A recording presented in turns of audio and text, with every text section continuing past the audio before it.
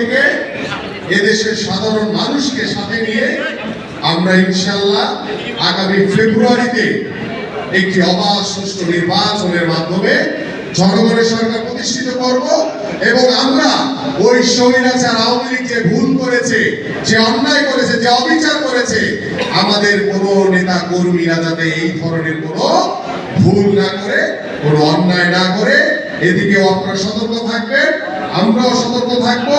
এবং আমরা ইতিমধ্যে প্রথমেই বলেছি অনেক কঠোর ভাবে আপনাদের দিকে নজরদারি করছি।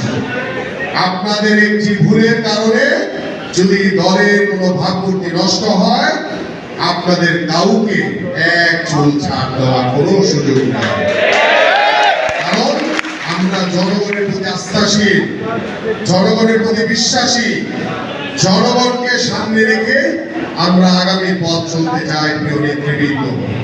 তাই আপনাদের কাছে সর্বশেষ আহ্বান করব, ওই সাধারণ মানুষের কাছে যান, তাদের সাথে বসেন, তাদের সাথে পরামর্শ নেন, তাদের সাথে আলোচনা করে নিজ নিজ এলাকার কিভাবে সমাজটিকে আমরা নতুন ভাবে গড়তে পারি সেই বিষয় নিয়ে তাদের সাথে আলোচনা করেন।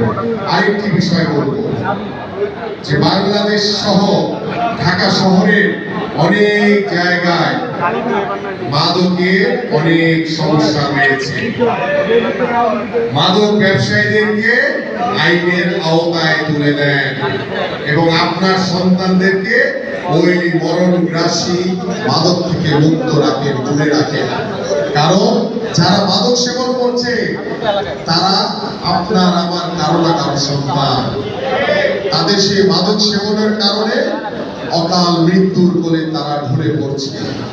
আমরা চাই এবং আপনাদের সমাজের দায়িত্ব রয়েছে, আপনারা প্রত্যেকটি এলাকায় নিজ নিজ এলাকায় নেতৃত্ব দিবেন। আপনাদের দায়িত্ব রয়েছে যে আপনার পাড়া প্রতিবেশী সকলেই ভালো আছে কিনা সেটা দেখভাল করার দায়িত্ব আপনাদের সবার।